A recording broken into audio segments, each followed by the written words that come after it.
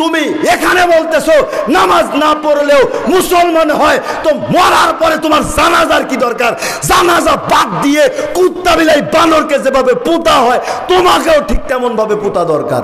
আপনি মশাই সালাত আদায় করেন না, নামাজ পড়েন না, আপনি পাপ কাজ থেকে কেমন করে বিরত থাকতে পারবেন? কোশ্চেন কালেও সম্ভব নয়। আপনি নামাজ পড়েন না তার মানে আপনি লাইসেন্স প্রাপ্ত যে কোনো ধরনের পাপ আপনার দ্বারা সংগঠিত হতে পারে, ঠিক কিনা? যাবতীয় প্রশংসা, যাবতীয় গুণগান সে আল্লাহ রাব্বুল আলামিনের জন্য, যে আল্লাহ রাব্বুল আলামিন সকল ব্যতিব্যস্ত থেকে উপেক্ষা রেখে আজকের এই রাহমানিয়া সামিয়ানার নিচে এসে আমাদেরকে বসার তৌফিক ইনায়েত করেছেন। সে আল্লাহ তাআলার শানে শুকরিয়া আদায় করো তো সকলে পড়ি আলহামদুলিল্লাহ। শতকোটি দরুদ ও সালাম বর্ষিত হোক শেষ নবী জনাবে মুহাম্মদুর রাসূলুল্লাহ সাল্লাল্লাহু আলাইহি ওয়াসাল্লামের প্রতি। কোনাবাড়িয়া কেন্দ্রীয় জামে মসজিদের উদ্যোগে আয়োজিত ইসলামী জলসার মধ্যমণি সম্মানিত সভাপতি সাহেব সহ সভাপতি, প্রধান অতিথি, বিশেষ অতিথি, আমন্ত্রিত ওলামায়ে একরাম, আজকের এই জলসাকে যে দিক থেকে পেরেছি, যেভাবে পেরেছি, অর্থ দিয়ে, শ্রম দিয়ে, সময় দিয়ে দ্বীনি মাহফিলকে মূল্যায়ন করেছি। আল্লাহ সুবহানাহু ওয়া তাআলা আজকের মাহফিলকে কেন্দ্র করে আমাদের সবাইকে হায়াতে তাইয়্যিবা, শিফায়ে কুল্লিয়া দান করুক, আল্লাহুম্মা আমিন। আজকের সংক্ষিপ্ত সময়ে আলোচনার বিষয়বস্তু সালাত পরিত্যাগকারী কাফের, অর্থাৎ বেনামাজি কাফের। এই শিরোনামে আলোচনা সামনের দিকে আগানোর চেষ্টা করবে ইনশাআল্লাহুল আজিজ। যারা এখনো এদিক সেদিক চলাফেরা করতেছেন, মরা মানুষের পরিচয় না দিয়ে জীবিত মানুষের পরিচয় দিয়ে অতি দ্রুত রাহমানিয়া সামিয়ানার নিচে এসে বসে যাওয়ার চেষ্টা করুন। কারণ হলো আল্লাহ তাআলা বলতেছেন, ওমা আনতা বিমুসমিইন মান ফিল কুবুর, যারা মারা গিয়েছে তুমি তাদেরকে কোনো কিছু শ্রবণ করাতে পারবে না। সকলকেই ডাকতেছি অতি দ্রুত রাহমানিয়া সামিয়ানার নিচে এসে বসে যাওয়ার চেষ্টা করুন। এর পরেও যারা এলোপাথারি এদিক সেদিক সময় নষ্ট করতেছে, আমরা তাদেরকে লক্ষ্য করে বলতে চাই, মরা মানুষ আর জীবিত মানুষ এরা উভয়ই সমান, ঠিক না ভাই? ঠিক। কবরস্থানে যদি 5টা 10টা মাইকেল লাগিয়ে আজকে মাইকিং করা হতো, কবরস্থানে যারা আছো তোমাদেরকে দাওয়াত দিলাম, কোনাবাড়িয়া কেন্দ্রীয় জামে মসজিদে মাহফিল আছে, 2 জন 3 জন 4 জন খুব জ্ঞানী বিদ্বান আসবে, আলোচনা করবে, তোমরা আলোচনা শুনিয়ে আইসো এবং কিছু খাওয়া দাওয়া করিয়ে আসো। তবে কি কবরস্থানের লোকজন কেউ আসবে? আসবে না। ঠিক এরকম এরাও, এদেরকে যতই বলি আসবে না, আসতেছে না, কারণ এদের অন্তরটা মরিচিকায় আবদ্ধ হয়ে গিয়েছে। অন্তরের মধ্যে কোরআন এবং হাদিস ঢুকতেছে না। স্পষ্ট বোঝা যাচ্ছে এরা নিজেদেরকে নিজে কন্ট্রোল করতে পারতেছে না, এদেরকে শয়তান পরিচালনা করতেছে। সরে সরে বলুন, ঠিক না ঠিক? মূর্খতার পরিচয় না দিয়ে, নির্লজ্জ বেহায়ার পরিচয় না দিয়ে অতি দ্রুত রাহমানিয়া সামিয়ানার নিচে এসে বসে যাওয়ার চেষ্টা করুন। কোরআন এবং সহিহ হাদিসের কথা শ্রবণ করার চেষ্টা করুন। নিজের ঈমান এবং আমলকে মজবুত করার চেষ্টা করুন। আল্লাহ সুবহানাহু ওয়া তাআলা আমাদেরকে কবুল করে নিক, আল্লাহুম্মা আমিন। আমিন। আবু যার রাদিয়াল্লাহু তাআলা আনহু বলছেন, খারাজা জামানা শিতাই ওয়াল আরাকু ইয়াতাহাফাতু, আল্লাহর নবী একদা শীতের রাত্রিতে বাড়ি থেকে বের হলেন, তখন গাছের পাতাগুলো ঝরে পড়ে যাচ্ছিল। ফাআখাযা বিগুসনাইনি মিন শাজারাতিন, আল্লাহর নবী একটি গাছের 2টা ডাল ধরে টান দিলেন। ফাজাআলা যালিকাল আরাকু এতে গাছের পাতাগুলো ঝরঝর করে পড়ে গেল। ফাকালা ইয়া আবা যার, আল্লাহর নবী আবু যর রাদিয়াল্লাহু তাআলা আনহুকে ডাক দিয়ে বললেন, হে আবু যর, কুলতু লাব্বাইকা ইয়া রাসূলুল্লাহ সাল্লাল্লাহু আলাইহি ওয়াসাল্লাম। আবু যর রাদিয়াল্লাহু তাআলা আনহু বলে উঠলেন, আল্লাহর নবী আমি উপস্থিত। তখন আল্লাহর নবী বলতেছেন, ইন্নাল আবদিল মুসলিমি লা ইউসাল্লিস সালাতা ইউরিদু বিহা, যখন কোনো বান্দা আল্লাহর সন্তুষ্টির জন্য সালাত আদায় করে, ফাতাহাফাত আনহু যুনুবাহু, তখন তার আমলনামায় যত অপরাধ রয়েছে সমস্ত অপরাধী ঝরে পড়ে যায়।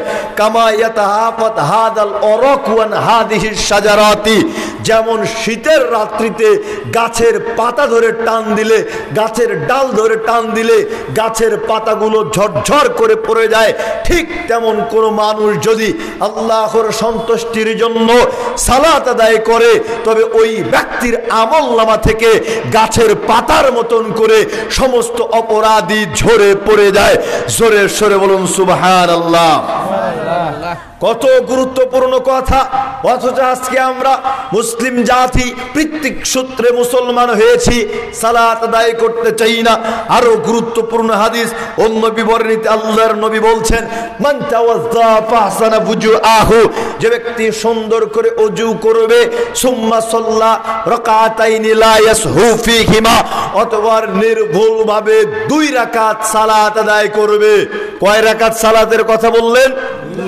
আল্লাহর নবী বললেন, যে ব্যক্তি সুন্দর করে ওযু করবে অতঃপর নির্ভুল ভাবে 2 রাকাত সালাত আদায় করবে, গুফিরা লাহু মা তাকাদ্দামা মিন জামবি, ওই ব্যক্তির পূর্বের যত অপরাধ রয়েছে আল্লাহ তাআলা সমস্ত অপরাধকেই মোচন করে দিবেন। জোরে সরে বলুন সুবহানাল্লাহ। এ কারণে আল্লাহ তাআলা বলছেন, ওয়াকিমিস সালাতা তরফাইন নাহারি ওয়া যুলফাম মিনাল লাইল, মুহাম্মদ সাল্লাল্লাহু আলাইহি ওয়াসাল্লাম আপনি সালাত আদায় করুন দিনের 2 প্রান্ত ভাগে এবং রাতের কিছু অংশে। ইন্নাল হাসানাত ইযহিবনাস সাইয়্যাতি, নিশ্চয়ই ভালো কাজ মন্দ কাজকে বিদরিত করে দেয়। ভালো কাজ খারাপ কাজকে কি করে? দূর করে দেয়। তাহলে নামাজ পড়া, সালাত আদায় করা ভালো কাজ না খারাপ কাজ? ভালো কাজ না খারাপ কাজ? যেই ব্যক্তি সালাত আদায় করে ওই ব্যক্তির মধ্য থেকে খারাপ কাজগুলো বের হয়ে যাবে। এই কথা কার? আল্লাহর। আল্লাহ বলতেছেন, ইন্নাল হাসানাতি ইযহিবনাস সাইয়্যাতি, নিশ্চয়ই ভালো কাজ মন্দ কাজকে দূরভূত করে দেয়। অন্যত্র আল্লাহ তাআলা বলছেন, সূরা আনকাবুত 45 নম্বর আয়াত, আল্লাহ তাআলা বলছেন, উতলু মা উহিয়া ইলাইকা মিনাল কিতাব, আপনি পাঠ করুন, তেলাওয়াত করুন কিতাব থেকে, ওয়া আকিমিস সালাতা, এবং আপনি সালাত আদায় করুন। ইন্নাস সালাতা তানহা আনিল ফাহশাই ওয়াল মুনকার, নিশ্চয়ই সালাত যাবতীয় অশ্লীল কাজ থেকে বিরত রাখে, নিশ্চয়ই সালাত যাবতীয় পাপাচারিতা থেকে বিরত রাখে।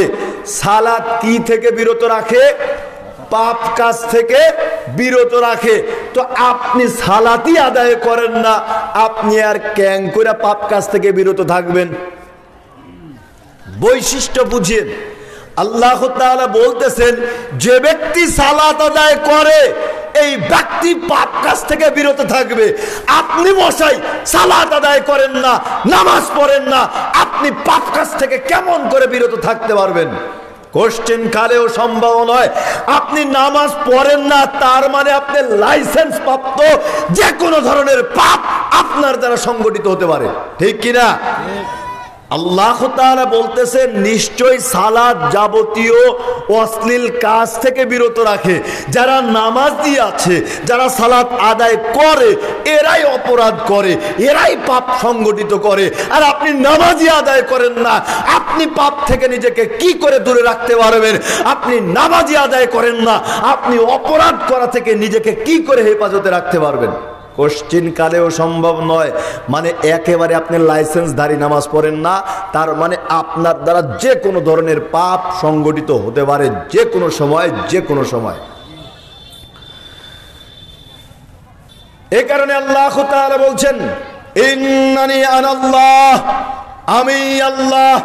আল্লাহ তাআলা নিজের কথা বলতেছেন, আমি আল্লাহ, লা ইলাহা ইল্লা আনা ফা'বুদুনি, আমি ব্যতীত সত্যিকারের কোনো মাবুদ নেই। ওয়াকিমিস সালাতা লিযিকরি, তোমরা সালাত আদায় করো আমাকে স্মরণ করার জন্য। কি বুঝলেন?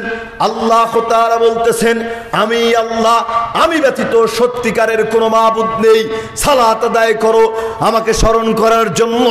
আমাকে স্মরণ করো, আমি তোমাদেরকে সৃষ্টি করেছি, তোমাদেরকে প্রতিপালন করছি, তোমাদের মৃত্যু হবে, তোমাদেরকে আমার নিকটেই ফিরে আসতে হবে, আমার নিকটে জবাবদিহি করতে হবে। জান্নাত অথবা জাহান্নাম, আমলনামা যদি ভালো হয় তবে তোমাদের জন্য জান্নাত, আর যদি আমলনামা খারাপ হয় তবে তোমাদের জন্য অতীব কঠিন জায়গা জাহান্নামের মধ্যে হবে। এ কারণে আল্লাহ তাআলা বলতেছেন আমি আল্লাহ, আল্লাহ ব্যতীত সত্যিকারের কোনো মাবুদ নেই, সালাত আদায় করো, নামাজ পড়ো আমাকে স্মরণ করার জন্য। আমরা সালাত আদায় করি না, আমরা আল্লাহ সুবহানাহু ওয়া তাআলাকে স্মরণ করি না। এরপরে এক শ্রেণীর মাথা মোটা মানবরূপী শয়তান আছে, মানবরূপী শয়তান আছে। এরা কি বলতেছে? সালাত পড়ি না তাতে কি হয়েছে, ঈমান তো ঠিক আছে। ঠিক না ব্যাঠিক বললাম? বলে না, আজ তো টাটকা শয়তান, মানে সুদূর সুরতটা আছে, আকৃতিটা আছে মানুষের, বাদ বাকি সব শয়তানের। বলতেছেন নামাজ পড়ি না তাতে কি হয়েছে, ঈমান তো ঠিক আছে। সহিহ তারগিবের মধ্যে হাদিসটি পাবেন। হাদিস সম্ভার নামে একটা কিতাব আছে, আব্দুল হামিদ ফাইজির লিখিত কিতাব, এখানে পাবেন 632 নম্বর হাদিস। আবু দারদা রাদিয়াল্লাহু তাআলা আনহু বলছেন লা ঈমানা লিমান লা সালাত লাহু, ওই ব্যক্তির মধ্যে বিন্দুমাত্র ঈমান নাই, বিন্দুমাত্র ঈমান নাই যেই ব্যক্তি সালাত আদায় করে না। সুতরাং যে ব্যক্তি সালাত আদায় করে না, বুঝতে হবে ওই ব্যক্তির মধ্যে ঈমানের ছিটাফোঁটাও নাই। কোন মানুষ যদি নিজেদেরকে ঈমানদার বলে দাবি করে, নিজেকে ঈমানদার হিসেবে পরিচয় দিতে চায়, তবে সেই ব্যক্তিকে সালাত আদায় করতেই হবে, করতেই হবে। যদি ব্যক্তি সালাত না আদায় করে তবে এটা স্পষ্ট, এটা প্রকাশ্য যে ওই ব্যক্তির মধ্যে বিন্দুমাত্র ঈমানের ছিটাফোঁটাও নাই। জোরে সরে বলুন ঠিক না বেঠিক? অন্য বিবর্ণিত রয়েছে, ইবনে মাসউদ রাদিয়াল্লাহু তাআলা আনহু বলছেন মান তারাকাস সালাত ফালা দীনা লাহু, যেই ব্যক্তি সালাত পরিত্যাগ করে, যেই ব্যক্তি নামাজ পড়ে না, এই ব্যক্তির দিন নাই, এই ব্যক্তির ধর্ম নাই, এই ব্যক্তির ইসলাম নাই, ওই ব্যক্তির কিচ্ছু নাই, ক্ষতিগ্রস্ত। আপনি নিজেকে কিভাবে মুসলমান বলে দাবি করতে পারেন? আপনি সালাত আদায় করেন না, কোশ্চিন কালেও সম্ভব নয়, সম্ভব নয়। মুসলমান হিসেবে নিজেকে দাবি করতে হলে সালাত আদায় করতেই হবে। নামাজ যদি পরিত্যাগ করেন তবে আপনি মুসলমান নয়। কেননা এই হাদিসের মধ্যে এসেছে যেই ব্যক্তি সালাত পরিত্যাগ করলো ওই ব্যক্তির দিন নাই, ওই ব্যক্তির ধর্মই নাই, ওই ব্যক্তির ইসলামই নাই। অন্য বিবরণীতে আল্লাহর নবী বলছেন মান তারাকাস সালাত ফালা দীন লাহু মান ফাতাতহুস সালাত ফাকান্নামা বুতিরা আহলুহু ওয়া মালুহু, যে ব্যক্তি সালাত পরিত্যাগ করলো, যার সালাত ছুটে গেল, নামাজ ছুটে গেল, ওই ব্যক্তির পরিবার পরিজন, বিবি বাল বাচ্চা, একেবারে যা কিছু রয়েছে সব কিছু যেন লুণ্ঠন হয়ে গেল, লুণ্ঠন হয়ে গেল। এই হাদিসের গুরুত্ব আপনাকে আমি কি করে বুঝাই, আমার বুঝে আসে না। একটা দৃষ্টান্ত দিতে পারি। কি বলে? নতুন বিয়ে করে নিয়ে এসেছেন, নতুন বিয়ে করে নিয়ে এসেছেন, বাসর ঘরে ঢুকবেন, বাসর ঘরে ঢুকবেন তো এশারের সালাত বা ফজরের সালাত আপনার আদায়ের সময় হয়ে গিয়েছে, মগর সালাত পরিত্যাগ করেছেন, সালাত আর পড়বেন না। চিন্তা করতেছেন আজকে বিয়ের দিন, ব্যতিব্যস্ত মানুষ, আজকে না হয় সালাত আদায় নাই করলাম, কালকের থেকে পড়বো। এরকম চিন্তা করতে করতে এক ওয়াক্ত সালাত আপনি ছেড়ে দিয়েছেন, এক ওয়াক্ত সালাত আর জিন্দেগিতেও আদায় করবেন না, এরকম আপনার নিয়ত হয়ে গিয়েছে। আল্লাহর নবীর কথা অনুযায়ী যেই ব্যক্তি সালাত পরিত্যাগ করলো, যেই ব্যক্তি সালাত পরিত্যাগ করলো, ওই ব্যক্তির পরিবার পরিজন, বিবি, বাল বাচ্চা, সন্তান সন্ততি, অর্থ সম্পদ যা কিছু আছে সব কিছু লুণ্ঠন হয়ে গিয়েছে। লুণ্ঠন হবে এমনটা না, কিন্তু লুণ্ঠন হয়ে গেছে। এইখান থেকে আত্রাই যাচ্ছেন, আসানগঞ্জ বাজারে যাচ্ছেন, 1 লক্ষ টাকা নিয়ে চিন্তা করতেছেন যে একটা বিশাল গরু কিনে নিয়ে আসবো, ব্যবসা বাণিজ্য করব, যাতে যাতে চোর সাহেব নিজের মনে করে আপনার থেকে টাকাগুলো ছিনতাই করে লুণ্ঠন করে নিয়ে চলে গিয়েছে। ওই টাকা আর ফিরে পাবেন বলে আপনার আশা করা সম্ভব নয়। মানে লুণ্ঠন হয়ে গিয়েছে, লুণ্ঠন হয়ে গিয়েছে। আর এখান থেকে যখন বের হবেন তখন আপনাকে একজন সতর্কতা দিচ্ছে, অমুকখানে শুনলাম ছিনতাইকারীরা নাকি ছিনতাই করতেছে, সাবধানে যাইও। মানে এটা লুণ্ঠন হতে পারে, ওইখানে যাচ্ছ সতর্কভাবে যাইও, নয়তো তোমার অর্থ সম্পদ যা আছে সব কিছু লুণ্ঠিত হয়ে যেতে পারে। এটা হচ্ছে লুণ্ঠন হতে পারে। আর আপনি যখন সালাত পরিত্যাগ করেছেন তখন সব কিছু আপনার লুণ্ঠন হয়ে গিয়েছে। নেন এবার আপনার পরিস্থিতি কি? এবার আপনার পরিস্থিতি কি? যতই যুক্তি দাঁড় করান না কেন তাতে যায় আসে না। বিচারের কাঠ গড়ায় অপরাধীদেরকে জিজ্ঞেস করা হবে, যারা জাহান্নামের মধ্যে জ্বলে পুড়ে অঙ্গার হতে থাকবে, তাদেরকে জিজ্ঞেস করা হবে, মা সালাকাকুম ফি সাকার, বলো তো দেখি আজকে তোমাদেরকে কি কারণে সাকার নামক জাহান্নামে নিক্ষেপ করা হয়েছে? তখন তারা বলবে, লাম নাকুম মিনাল মুসাল্লিন, আমরা তো মুসল্লিদের অন্তর্ভুক্ত ছিলাম না, আমরা তো সালাত আদায় করতাম না। হায় হায় হায়, সেই দিন মানুষ বলবে না আমরা অমুককে ধর্ষণ করেছি, সুদ খেয়েছি, ঘুষ খেয়েছি, অমুককে হত্যা করেছি, এমন কথা বলবে না। সেই দিন মানুষ বলবে আমরা তো মুসল্লি ছিলাম না, আমরা তো সালাত আদায় করতাম না, আমরা সালাত পরিত্যাগ করে জীবন যাপন করেছি, তাই তো আমরা সাকার নামক জাহান্নামের মধ্যে জ্বলে পড়ে অঙ্গার হচ্ছি। হায় হায় হায়, পরিস্থিতি কি? আপনি যদি সালাত পরিত্যাগ করেন, বাকি যতই ভালো কাজ করেন না কেন তাতে যায় আসে না। আপনি সাকার নামক জাহান্নামের একটা কীট ছাড়া আর কিছুই নয়। জোরে সরে বলুন ঠিক না বাড়ে? যারা সালাত আদায় করে, যারা নিয়মিত মুসল্লি, এদের পরিস্থিতি খারাপ। যারা নামাজ পড়ে নিয়মিত, এদের পরিস্থিতি খারাপ। আর আপনি নামাজই পড়েন না, আপনার কি পরিস্থিতি হতে পারে? সূরা মাউনের দিকে লক্ষ্য করুন, আল্লাহ তাআলা বলতেছেন, ফাওয়াইলুল লিল মুসাল্লিন, ওই সমস্ত মুসল্লিদের জন্য দুর্ভোগ, আল্লাযীনা হুম আন সালাতিহিম সাহুন, যারা নিজেদের সালাতের ব্যাপারে উদাসীন।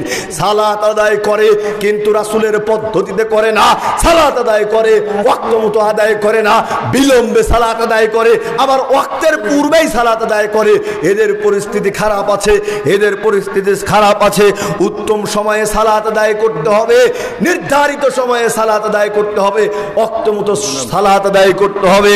আবু যর রাদিয়াল্লাহু তাআলা আনহু বলছেন, আল্লাহর নবী আমাকে জিজ্ঞেস করলেন, কাইফা আতাইদা কানাত আলাইকা উমারাউ, হে আবু যর, তুমি যখন এমন কোন ইমামের অধীনস্থ হয়ে পড়বে, ইউআখিরুনা সালাতান ওয়াক্তিহা আও ইউমিতুনা সালাতান ওয়াক্তিহা, যখন ইমাম সাহেব দেরিতে সালাত আদায় করবে, উত্তম সময়ে সালাত আদায় করবে না।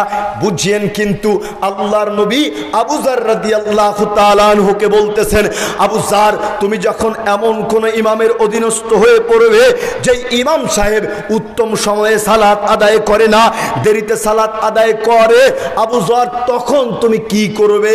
কুলতু ফামা তা'মুরুনি, তখন আবু যর রাদিয়াল্লাহু তাআলা আনহু বলছেন, আল্লাহর নবী আপনিই বলে দেন তখন আমার কি করণীয়, আমি তখন কি করব? যদি ইমাম সাহেব দেখি দেরিতে সালাত আদায় করছে, উত্তম সময়ে সালাত আদায় করতেছে না, আল্লাহর নবী আপনি প্রবলেম বললেন, সুতরাং আপনি সলিউশনের কথা বলে দিন। তখন আল্লাহর নবী বলতেছেন, সল্লি সালাত লি ওয়াক্তিহা ফাইন আদরাকতাহা মাআহুম ফাসাল্লি ফাইন্নাহা লাকা নাফিলাতুন। আবু যর শোনো, তুমি যেখানেই থাকো না কেন যদি সালাতের সময় হয়ে যায়, সঙ্গে সঙ্গে তুমি উত্তম সময়ে সালাত আদায় করে নিবে। আবু যর, তুমি যেখানেই থাকো না কেন যদি সালাতের সময় হয়ে যায় আর তোমার মসজিদের ইমাম সাহেব যদি দেরিতে দেরিতে সালাত আদায় করে, দেরিতে ইমামতি করে, তবে তুমি ইমামতির জন্য, জামাতের জন্য আর অপেক্ষা করিও না। যেখানেই থাকো না কেন একাকী সালাত আদায় করে নিবে। পুনরায় যদি সময় পাও তবে ইমামের সাথেও জামাতে সালাত আদায় করবে। ওই যে তুমি একাকী উত্তম সময়ে যে সালাতটা আদায় করলে, এটা তোমার জন্য ফরজ সালাত হিসেবে গণ্য হবে। আর ইমামের সাথে যদি পুনরায় জামাত পাও তবে ইমামের সাথেও আদায় করবে। প্রথমটা তোমার জন্য ফরজ সালাত আদায় হয়ে যাবে, আর দ্বিতীয়টা তোমার জন্য নফল সালাত হিসেবে গণ্য হবে। জোরে সরে বলুন সুবহানাল্লাহ। জামাতে সালাত আদায় করলে একাকীর চাইতে কয় গুণ নেকি বেশি? 27 গুণ নেকি বেশি, 25 গুণ নেকি বেশি। তাইলে এই জামাত কিন্তু আল্লাহর নবী পরিত্যাগ করতে বললেন কখন? যখন ইমাম সাহেব উত্তম সময়ে সালাত আদায় করে না, দেরিতে সালাত আদায় করে, ওয়াক্ত পার হয়ে যায় তারপরে সালাত আদায় করে, সেই ক্ষেত্রে আল্লাহর নবী বললেন ওই ইমামের জন্য, ওই জামাতের জন্য অপেক্ষার প্রয়োজন নেই।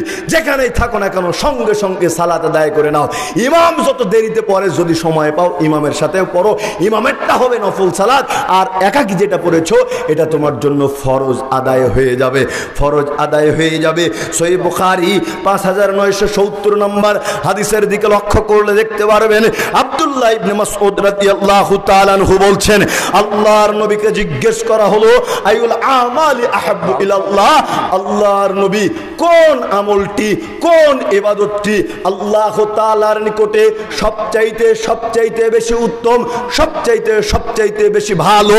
জবাবে আল্লাহর নবী বলছেন সালাতু আলা ওয়াক্তিহা, উত্তম সময়ে সালাত আদায় করা, উত্তম সময়ে সালাত আদায় করা আল্লাহ তাআলার নিকটে সবচাইতে উত্তম ইবাদত। জোরে সরে বলুন সুবহানাল্লাহ। এখন আপনার প্রশ্ন, মোহাম্মদ আলী ভাই সাহেব, আমরা একটু দেরিতেই সালাত আদায় করি, তার মানে কি এই আমাদের সালাত হয় না? আপনার যে দেরিতে সালাত আদায় করা, বিশেষ করে আসরের সালাত, আর যদি হয় শীতের দিন, বুঝেন নাই, শীতের দিনে আসরের সালাত মসজিদে আদায় করে বাড়িতে যাবেন, যাওয়ার পরে যদি আপনার টয়লেটে একটু চাপ দেয়, তো টয়লেটে গিয়ে একটু বসে যদি একটু নিঃশ্বাস বড় বড় ফালান, নিঃশ্বাস ফালাতে ফালাতে দেখতে পারবেন যে মাগরিবের আজান দিয়ে দিয়েছে। ঠিক কিনা? কোনটা আসরের সালাত আর কোনটা মাগরিবের সালাত এটা বোঝাই যায় না, দুইটা আজানই তো পাশাপাশি, আর আপনি বলতেছেন দেরিতে আদায় করলে কি আমাদের সালাত হবে না? আপনাকে এই প্রশ্নের উত্তর আমি দিব না। সুনান তিরমিজি 174 নম্বর হাদিসের দিকে লক্ষ্য করলে দেখতে পারবেন, আল্লাহর নবী বলেছেন, আয়েশা রাদিয়াল্লাহু তাআলা আনহা বলেছেন, সালাতান লিওয়াক্তিহাল আখিরি মাররাতাইনি হাত্তা কুবিদাহুল্লাহ।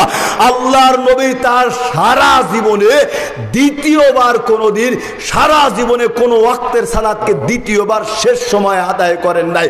অর্থাৎ প্রত্যেকটা সময় আল্লাহর নবী প্রত্যেক ওয়াক্ত সালাতকে ওয়াক্তের শুরুতে প্রথম ওয়াক্তে সালাত আদায় করেছেন। জোরে সরে বলুন সুবহানাল্লাহ। তাহলে কি বুঝলেন? এবার আপনি দেরিতে সালাত আদায় করবেন, আপনি আল্লাহ সুবহানাহু ওয়া তাআলাকে বুঝ দিন। আল্লাহ তাআলা কিন্তু বলেছেন, ইন্নাস সালাতা কানাত আলাল মুমিনিনা কিতাবাম মাওকুতা, আমি মুমিনদের উপরে সালাতকে ফরজ করেছি, নির্ধারিত সময়ে ওয়াক্ত মতো উত্তম সময়ে সালাত আদায় করেছি। আপনার পরিস্থিতি কি? আপনার পরিস্থিতি কি? আপনি কোন সময়ে সালাত আদায় করতেছেন? আপনি কোন সময়ে সালাত আদায় করছেন? জবাব তো আপনাকে দিতেই হবে, জবাব তো আপনাকে দিতেই হবে। আপনি বলবেন, মোহাম্মদ আলী ভাই সাহেব, আজকালকার পোলাপান সালাতই আদায় করে না, আর আপনি সময়ের কথা বলতেছেন। তো কথা তো আসলে ঠিকই, পোলাপান নামাজি পড়ে না, তাদের আর নামাজের কি মাসলা মাসাইল শিখাবো? দেখেন, লক্ষ্য করেন, সালাত এমন একটা গুরুত্বপূর্ণ ইবাদত, যেই ইবাদতের সাথে সম্পৃক্ত থাকলে অ্যান্টিবায়োটিকের কাজ করবে। অ্যান্টিবায়োটিক মানে আপনার শরীরে কোনো রকম ময়লা ঢুকবে না, কোনো রকম পাপ ঢুকবে না, কোনো রকম অশ্লীলতা ঢুকবে না।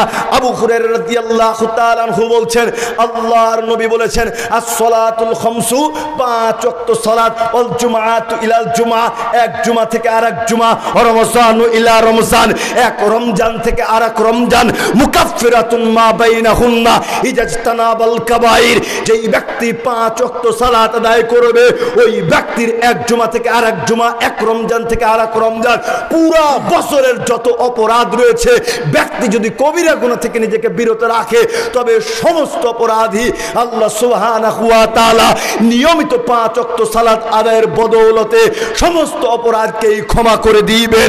জোরে সরে বলুন সুবহানাল্লাহ। আর একটু আস্তে বলেন সুবহানাল্লাহ। আপনি বুঝতে পারেন নাই কত গুরুত্বপূর্ণ হাদিস। সহিহ মুসলিমের 1408 নম্বর হাদিস খুলে দেখলে দেখতে পারবেন, আল্লাহর নবী বলছেন, আর আইতুম লাউ আন্না নাহরান বিবাবি আহাদিকুম, তোমাদের কারো বাড়ির সামনে যদি একটা স্রোতবান নদী থাকে, তোমাদের কারো বাড়ির সামনে যদি একটা স্রোতবান নদী থাকে, একটা ছিল মিনহু কুল্লা ইয়াউমিন খামসা মাররাতিন, আর সেই নদীতে তোমাদের কেউ যদি দিনের মধ্যে 5 বার গোসল করে, হাল ইয়াবকা মিন দারানিকি শাইউন, তবে তার শরীরে কি কোন রকম ময়লা থাকতে পারে? তাহলে দিনের মধ্যে 5 বার গোসল করলে তার শরীরে কি কোনো ময়লা থাকবে? দিনের মধ্যে 5 বার যদি গোসল করা যায়, আমার মনে হয় কাউয়াও পরিষ্কার হয়ে যাবে, ঠিক কিনা? আল্লাহর নবী বলছেন, হাল ইয়াবকা মিন দারানিকি শাইউন, তার শরীরে কি কোনো ময়লা থাকতে পারে? ক্বালু লা ইয়াবকা মিন দারানিকি শাইউন, সঙ্গে সঙ্গে সাহাবাগণ বলে উঠলেন, না, তার শরীরে কোনো রকম ময়লা থাকতে পারে না। তখন আল্লাহর নবী বলছেন, ফাযালিকা মাসালুস সালাওয়াতিল খামসি ইয়ামহুল্লাহু বিহিন্নাল খতায়া, এটাই সালাতের দৃষ্টান্ত। যে ব্যক্তি 5 ওয়াক্ত সালাতের হেফাজত করবে, তার আমলনামায় কোনো ধরনের পাপ থাকতে পারে না, কোনো ধরনের অপরাধ থাকতে পারে না। 5 ওয়াক্ত সালাতের বদৌলতে সেই ব্যক্তির আমলনামায় যত অপরাধ রয়েছে, আল্লাহ তাআলা সমস্ত অপরাধকে মোচন করে দিবেন। জোরে সরে বলুন সুবহানাল্লাহ। এবারে আলোচনার মূল টপিকে এসেছি। এই আলোচনাটুকুই হচ্ছে গুরুত্বপূর্ণ আলোচনা। আমি শিরোনাম টেনেছিলাম, কি শিরোনাম নিয়ে এসেছিলাম? সালাত পরিত্যাগকারী কাফের।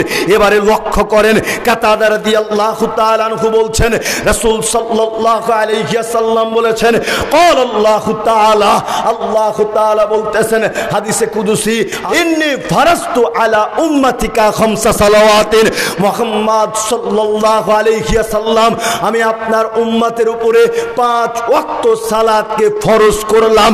ওয়াহিদতু ইনদি আহাদান, আর এই 5 ওয়াক্ত সালাতের ব্যাপারে প্রতিশ্রুতি দিচ্ছি, আন্নাহু মান জায়ু হাফিজ আলাইহিন্না লিওয়াক্তিহিন্না, যে ব্যক্তি এই 5 ওয়াক্ত সালাতের হেফাজত করবে, ওয়াক্ত মতো উত্তম সময়ে আদায় করবে, আদখালতুহুল জান্নাহ, আমি আল্লাহ তাআলা তাকে জান্নাতে প্রবেশ করাবো। জোরে সরে বলুন সুবহানাল্লাহ।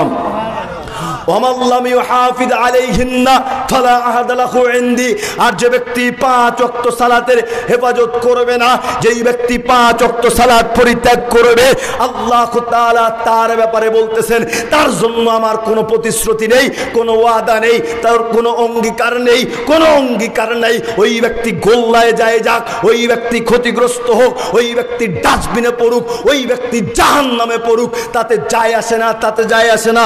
অর্থাৎ বোঝা যাচ্ছে, যে ব্যক্তি সালাত আদায় করে, এই ব্যক্তি আল্লাহর জিম্মায় থাকে।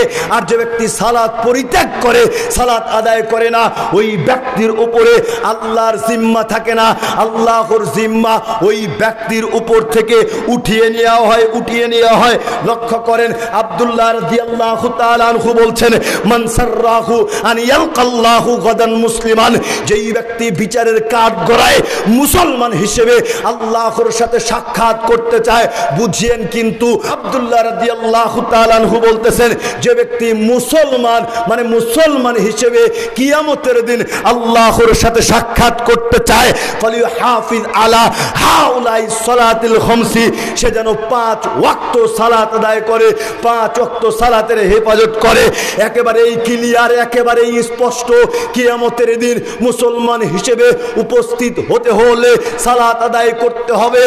আর যদি মুসলমান না হয়ে উঠতে চান, হিন্দু হয়ে উঠতে চান, খ্রিস্টান হয়ে উঠতে চান, ইহুদি হয়ে উঠতে চান, অমুসলিম হয়ে উঠতে চান, তবে আপনাকে সালাত আদায় করতে হবে না। কিন্তু যদি মুসলমান হিসেবে কিয়ামতের দিন উপস্থিত হতে চান, তবে অবশ্যই অবশ্যই আপনাকে সালাত আদায় করতেই হবে, সালাত আদায় করতেই হবে। আপনাকে কি করে বোঝায়? কোশ্চিন কালেও সালাত না আদায় করে নিজেদেরকে মুসলমান বলে দাবি করা সম্ভব নয়। পিতৃক সূত্রে মুসলমান হওয়া যায় না। পিতৃক সূত্রে যেমন পিতামাতার সম্পদ পাওয়া যায়, অর্থ সম্পদ পাওয়া যায়, ঠিক তেমন ভাবে পিতৃক সূত্রে আপনি মুসলমান বলে দাবি করতে পারবেন না। আপনি মুসলমান বলে দাবি তখনই করতে পারবেন যখন আপনি সালাত আদায় করবেন। যখন আপনি সালাত আদায় করবেন, সালাত আদায় করা ব্যতীত নিজেকে কখনো মুসলমান বলে দাবি করা সম্ভব নয়। লিখতে দেরি হবে তো। আল্লাহু আকবার। বলে নাম বলে পারবে। ধৈর্য ধরেন, আমি সময় নিয়ে উঠছি কি কারণে?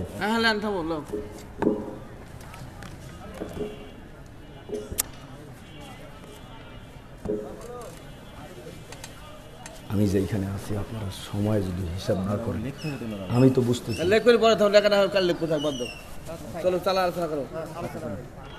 লিল্লাহে তাকবীর, আল্লাহু আকবার, লিল্লাহে তাকবীর।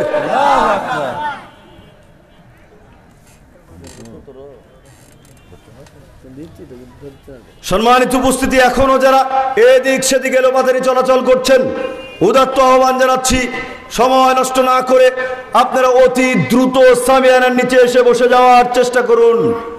আল্লাহ আমাদের সবাইকে কবুল করুক, আল্লাহুম্মা আমিন।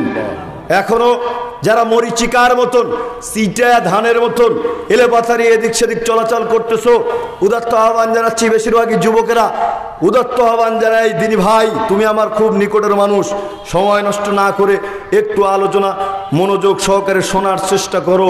ইনশাআল্লাহ তোমার কিছু না কিছু উপকার হবেই হবে।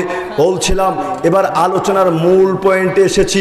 আল্লাহর নবী বলছেন, বাইনার রজুলি ও বাইনার শিরকি ওয়াল কুফরি তারকুস সালাত। বান্দা এবং শিরক কুফরের মাঝে পার্থক্যই হচ্ছে সালাত। কি পার্থক্য? মুসলমান আর শিরক কুফরের মাঝে পার্থক্য কি? মুসলমান আর শিরক কুফরের মাঝে পার্থক্য কি? যেই ব্যক্তি সালাত আদায় করে হচ্ছে মুসলমান, আর যে ব্যক্তি নামাজ পড়ে না এই ব্যক্তি কি? কাফের। যে ব্যক্তি নামাজ পড়ে না এই ব্যক্তি কি? কাফের। এবার লক্ষ্য করেন, আল্লাহর নবী বলছেন, আল আহদুল্লাযী বাইনানা ওয়া বাইনাকুমুস সালাত। আমাদের আর কাফেরের মাঝে প্রতিশ্রুতি, অঙ্গীকার, ওয়াদাই হচ্ছে সালাত। ফামান তারকাহা ফাকাদ কাফারা। যেই ব্যক্তি সালাত আদায় করে এই ব্যক্তি হচ্ছে মুসলমান, আর যে ব্যক্তি সালাত পরিত্যাগ করে এই ব্যক্তি হচ্ছে কাফের, খাঁটি কাফের, নির্ভেজাল কাফের, কোনো সন্দেহ নাই, কোনো সন্দেহ নাই, সন্দেহবিহীন এই ব্যক্তি কাফের, যেই ব্যক্তি সালাত পরিত্যাগ করে। বলবেন মোহাম্মদ আলী ভাই সাহেব এটা কেমন কথা হয়ে গেল? সালাত পরিত্যাগ করার কারণে কেউ কাফের হয়? সালাত পরিত্যাগ করার কারণে কি কেউ কি কাফের হয়? সালাত পরিত্যাগ করার কারণে যদি কাফের না হয়, এত বড় মসজিদের কি দরকার?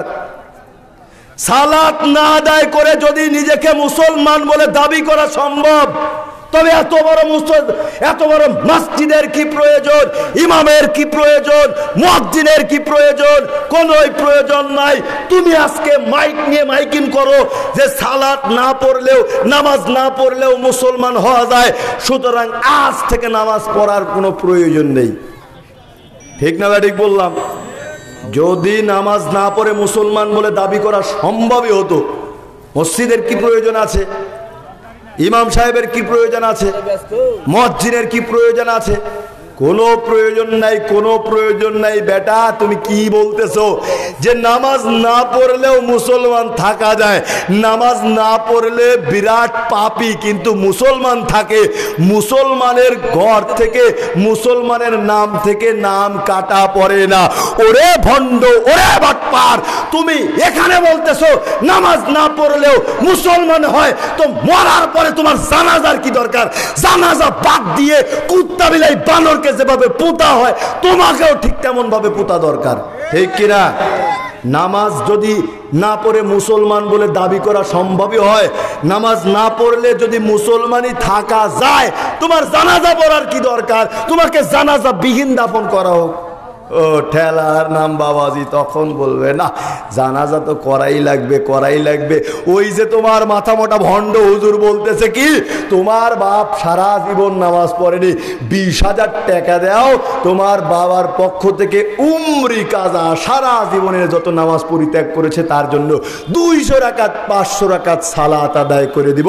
তোমার বাপের যত নামাজ পরিত্যাগ করার পাপ আছে সব পাপ মাপ হয়ে যাবে। নাউজুবিল্লাহ বলবেন না? ওই ইমাম সাহেবের ওই ফতুয়াদাতা ব্যক্তির গলা চেপে ধরবেন আর বলবেন তোর পকেট থেকে 20,000 টাকা বের কর, আজ থেকে তুই নামাজ পড়া বাদ দে, তুই মরার পরে তোর পক্ষ থেকে 200 রাকাত সালাত আদায় করে দিব, ঠিক কি না? তখন ইমাম বলবে চাচা আপন পান বাসা, না এই কাজ করলে হবে না। আপনি যেইখানে ধরবেন দলিল চাবেন সেইখানে সংশোধন হতে বাধ্য, সেইখানে সংশোধন হতে বাধ্য। দলিল চান না বিধে এরকম প্রোপাগান্ড ছড়াচ্ছে, আমার বা আপনার ইমানকে নষ্ট করার পাঁইতারি করেই চলছে, পাঁইতারি করেই চলছে। আপনাকে কি করে বোঝাই সালাতের গুরুত্ব কত বেশি, সালাতের গুরুত্ব কত বেশি। হাই হাই হাই, আমরা সালাত পড়ি না, সালাত পড়ি না, সালাত পরিত্যাগ করে জীবন যাপন করতেছি। পরিবেশ কত ভয়ঙ্কর আমরা কোনোদিন বুঝতে পারি নাই, বুঝতে পারি নাই। মানুষ মৃত্যুর পরে সর্বপ্রথম যেই সিনারিটা দেখতে পারবে সেই সিনারিটা হচ্ছে সূর্য পশ্চিম আকাশে ঢুলে যাচ্ছে, ডুবে যাচ্ছে। যারা যেই ব্যাপারে আসক্ত তারা সেই কাজ করবে।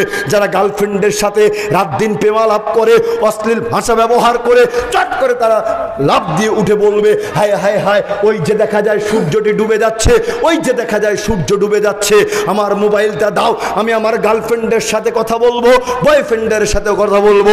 বিড়িখোর, সিগারেটখোর, নেশাদ্রব্য পানকারীরা বলে উঠবে হায় হায় হায়, ওই যে সূর্য ডুবে যাচ্ছে, আমার মাথা কাজ করতেছে না, আমাকে এক টান বিড়িতে টান দিতে হবে, দাও আমাকে বিড়ি, আমি এক টান মেরে দেই। যে যা করে সেই দিন কবরে যখন তাদেরকে উঠানো হবে সঙ্গে সঙ্গে সে এই কাজ করতে থাকবে। কিন্তু আলহামদুলিল্লাহ যারা মুসল্লি, যারা সালাত আদায়কারী থাকবে, এরা সেই দিন উঠে চট করে বলবে কে কোথায় আছো, অজুর পানি দাও, বদনা পানি নিয়ে আসো, ওই যে মাগরিবের আজান হয়, ওই যে সূর্য অস্তমিত হচ্ছে, নিয়ে আসো, নিয়ে আসো, সালাত আদায় করবো, সালাত আদায় করবো। হায় হায় হায়, সেই দিন সালাত আদায়কারী সালাত আদায় করতে চাইবে, ফেরেশতারা তখন বলে উঠবে না, এটা সালাত আদায় করার জায়গা নয়, এটা আলমে বারজাক, তোমার মৃত্যু হয়েছে, তুমি কবর জগতে আছো। জোরে সরে বলুন সুবহানাল্লাহ। দেখেন সালাত আদায়কারীর পরিবেশ কত ভালো, কত ভালো, অথচ আপনি সালাত আদায় করতেছেন না, আবার নিজেকে মুসলমান বলে দাবি করতেছেন। মনে হচ্ছে লাঠির জোর যত্তরে একেবারে আপনি রায় পাবেন তত্তরে, ঠিক কিনা? লাঠির জোর শক্তি দিয়েই নিজেকে মুসলমান বলে পরিচয় দিতে চাচ্ছেন। লাঠির জোর, শক্তির জোর দিয়ে জান্নাত পাওয়া সম্ভব নয়, তবে হ্যাঁ জাহান্নামে যাওয়া অবশ্যই সম্ভব, ঠিক কিনা? সালাত আদায় না করে যতই শক্তি দেখিয়ে থুতনির জোর দিয়ে নিজেকে মুসলমান বলে পরিচয় দিতে চান, কোশ্চিন কালেও নয় নয় নয়, আপনি নিজেকে মুসলমান হিসেবে পরিচয় দিতে পারবেন না। আজকে শক্তি দিয়ে পারলেও কিয়ামতের দিন পারবেন না, কিয়ামতের দিন পারবেন না। পৃথিবীতে একটাই মাত্র ইবাদত, যেই ইবাদতের বয়স নির্ধারণ রয়েছে। কয় বছর বয়স দেখি বলেন তো? 7 বছর, 7 থেকে 10 বছর পর্যন্ত খুব সুন্দর করে ট্রেনিং দিবেন, একেবারে আব্বু আম্মু বলে তাদেরকে সালাত আদায়ের জন্য নির্দেশ প্রদান করবেন। আর যদি দেখেন 7 বছর বয়সেও সালাত আদায় করতেছে না, 7 বছর বয়সেও সালাত আদায় করছে না, 10 বছর হয়ে গিয়েছে, তখন আপনি পিতা নাকি পিতা নামের জঙ্গল, তখন আপনি পিতা নাকি পিতা নামের কাপুরুষ, এটা পরিচয় দেওয়ার সময় আসবে। আপনি বুঝেন নাই, আপনার ছেলের, আপনার মেয়ের বয়স 10 বছর, আপনার ছেলের, আপনার মেয়ের বয়স যখন 10 বছর, তখন আপনার সময় এসেছে পরিচয় দেওয়ার। আপনি পিতা নামের একেবারে জঙ্গল নাকি আপনি সফল পিতা, আপনি যোগ্য পিতা নাকি অযোগ্য পিতা। কেন এই কথা বললাম? যখন 7 থেকে 10 বছর পর্যন্ত আপনি ট্রেনিং দিলেন, বাচ্চাকে খুব সুন্দরভাবে সালাতের শিক্ষা দিলেন, কিন্তু আপনার ছেলে মেয়ে সালাত আদায় করলো না। এইবার যখন বয়স 10 বছর হয়ে গিয়েছে, একেবারে চট করে লাঠি হাতে উঠিয়ে নিতে হবে, পিটিয়ে সালাত আদায় করা হতে হবে, পিটিয়ে সালাত আদায় করাতে হবে। আপনি যদি তাকে পিটিয়ে সালাত আদায় করতে পারেন, আপনি যদি তাকে পিটিয়ে সালাত আদায় করাতে পারেন, আপনিই যোগ্য পিতা, আপনিই সফল পিতা। আর যদি সালাত আদায় করাতে না পারেন, তবে আপনি অযোগ্য পিতা, কারণ আপনি আপনার ছেলেকে, আপনার মেয়েকে জাহান্নামে যাওয়ার জন্য প্রস্তুত করেছেন, জাহান্নামের দিকে অগ্রসর করে দিয়েছেন। সুতরাং আপনি একজন অযোগ্য পিতা ছাড়া আর কিছুই হতে পারেন না। জোরে সরে বলুন ঠিক না বেঠিক? সুতরাং লজ্জা করে কোনো লাভ নেই, আপনাকে সালাত আদায় করতেই হবে। সন্তান সন্ততিদেরকে, অধীনস্থদেরকে সালাত আদায় করাতেই হবে, বাধ্য, আপনি বাধ্য। পৃথিবীতে একটাই মাত্র ইবাদত, পৃথিবীতে একটাই মাত্র ইবাদত, যেই ইবাদতের বয়স রয়েছে, যেই ইবাদতের বয়স রয়েছে, একটাই মাত্র ইবাদত, যেই ইবাদত করলে আপনি মুসলমান, না করলে আপনি কাফের। একটাই মাত্র ইবাদত, যেই ইবাদতটা আপনি আপনার অধীনস্থদেরকে শাসন করে আদায় করাতে বাধ্য, শাসন করে আদায় করাতে বাধ্য। আল্লাহর নবী বলছেন, মুরু আওলাদাকুম বিসসালাতি ওয়া হুম আবনাউ সাবঈ সিনিন। তোমাদের সন্তান সন্ততির বয়স যখন 7 বছর, তোমরা তাদেরকে সুন্দর পরামর্শ দিয়ে সালাত আদায়ের শিক্ষা দাও। আর যখন তাদের বয়স 10 বছরে উপনীত হয়, তখন তোমরা তাদেরকে পিটিয়ে সালাত আদায় করাও। যদি তারা সালাত আদায় না করে, এবার নিজেকে প্রশ্ন করেন, আপনি আপনার ছেলেকে, আপনার মেয়েকে কোনদিন সালাত আদায় না করার কারণে পিটাতে পেরেছেন কিনা? জবাব আসবে না, না, না। যদি উল্টো প্রশ্ন করি, আপনার সন্তানকে প্রাইভেট না পড়ার কারণে কয়দিন মেরেছেন? বহুদিন আসবে উত্তর। আপনার সন্তান রাত্রিতে দেরি করার কারণে কয়দিন পিটিয়েছেন? উত্তর আসবে বহু। আপনার সন্তান স্কুল কামাই করেছে কয়দিন, তার জন্য পিটিয়েছেন কতদিন? উত্তর আসবে অনেক অনেক অনেক। আপনার সন্তান আপনার সম্পদ নষ্ট করেছে কয়দিন, এই কারণে পিটিয়েছেন কয়দিন? উত্তর আসবে বহুদিন বহুদিন। কিন্তু যদি প্রশ্ন করি, সালাত না পড়ার কারণে, সালাত আদায় না করার কারণে কয়দিন পিটিয়েছেন, কয়দিন মেরেছেন? জবাব আসবে না, না, না। আপনি পৃথিবীর বুকে অযোগ্য পিতা ছাড়া, একেবারে অযোগ্য পিতা, পিতা নামের জঙ্গল ছাড়া আর কিছুই হতে পারেন না। জোরে সরে বলুন ঠিক না বেঠিক? সুতরাং সালাত আদায় করাতে হবে কিনা? অবশ্যই, অবশ্যই। আজকে আপনি ব্যতিব্যস্ততা দেখাচ্ছেন। হায় হায় হায়, কিসের এত ব্যতিব্যস্ত?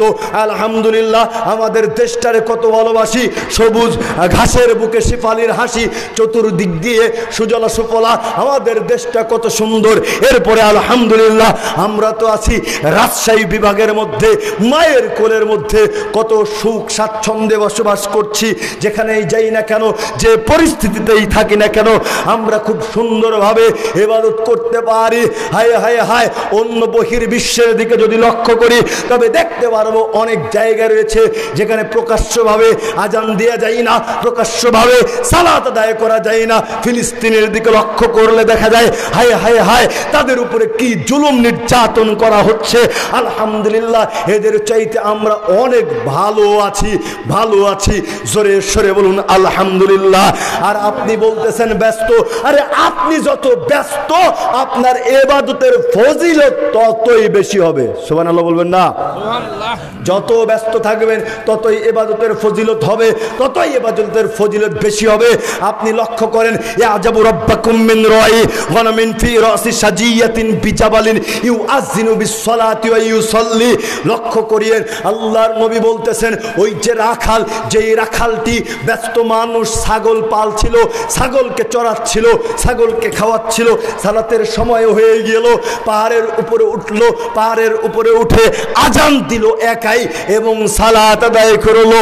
কি বুঝলেন? যত ব্যস্ত হবেন তাতে কোনো অসুবিধা নেই।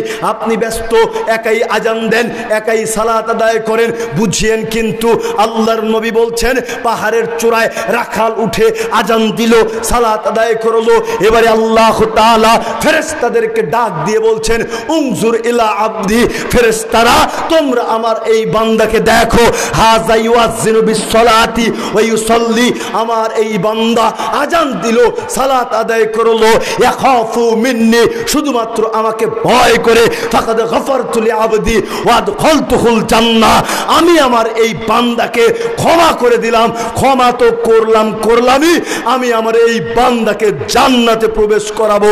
জোরে সরে বলুন সুবহানাল্লাহ। কি বুঝলেন? ব্যস্ত যত বেশি হবেন আপনার ইবাদতের ফজিলত ততই বেশি হবে।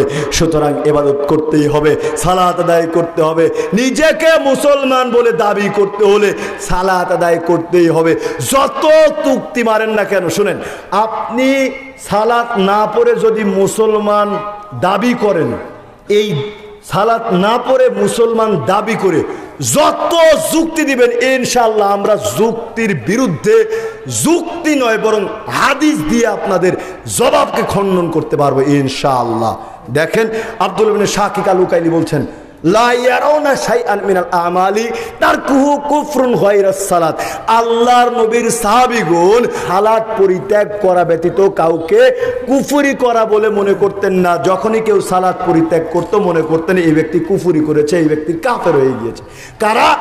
আল্লাহর নবীর সাহাবীগণ। কেউ সালাত যদি পরিত্যাগ করতো একেবারে বলে দিত এ কাফের হয়ে গিয়েছে, এর কোনো আর বাঁচার রাস্তা নেই। কি বুঝলেন? ফাইন তাবু ওয়া আকামুস সালাতা ওয়া আতাউজ যাকাতা ফাইখওয়ানুকুম ফিদ্দিন, তারা ফিরে আসে, তওবা করে, সালাত আদায় করে। দেখেন, এক ওয়াক্ত সালাত যদি মিস করেন তাও কাফের। তওবা করতে হবে, সালাত আদায় করতে হবে, তখনই মুসলমান ভাই হিসেবে নিজেদেরকে গণ্য করা সম্ভব হতে পারে। নচেত কোশ্চেন কালেও মুসলমান বলে দাবি করা সম্ভব নয়। আজকে আমরা পৃথিবীতে সালাত পরিত্যাগ করে জীবন যাপন করি, সালাত আদায় করি না। পরকালীন একটা জীবন রয়েছে, সেই জীবনে আমাদেরকে জবাবদিহি করতে হবে, সেই জীবনে আমাদেরকে হিসেব দিতে হবে। এই চিন্তা চেতনা আমাদের মধ্যে নেই বললেই চলে। হায় হায় হায়, আমাদের কি হলো? মনে হচ্ছে আমরা জান্নাতের সার্টিফিকেট পেয়ে গিয়েছি। তবে হ্যাঁ, আলহামদুলিল্লাহ, জান্নাতের সার্টিফিকেট পাওয়া যায় দান সাদকার মাধ্যমে। জোরে সরে বলুন সুবহানাল্লাহ। আর একটু আস্তে বলেন সুবহানাল্লাহ। মানুষ মরার সময় কি বলবে জানেন? কথায় যে বলি ঠেলার নাম বাবাজি, বলতেছি না, ঠেলার নাম বাবাজি। মানুষ মরার সময় বলবে প্রতিপালক আর 2 মিনিট 1 মিনিট সময় দাও, আমি কিছু দান করি আর ভালো মানুষদের অন্তর্ভুক্ত হয়ে যায়। দেখেন, ওই মরার সময় বলবে দান করি। আল্লাহর নবী বলছেন, ইত্তাকুন নার ওয়ালাউ বিশিক্কিন তামরা, তোমরা জাহান্নামের আগুন থেকে বাঁচতে হলে একটা খেজুর হলেও দান করো। বোঝা যাচ্ছে একেবারে সাদকার মাধ্যমে জাহান্নামের আগুন থেকে বাঁচা যায়। জোরে সরে বলুন সুবহানাল্লাহ।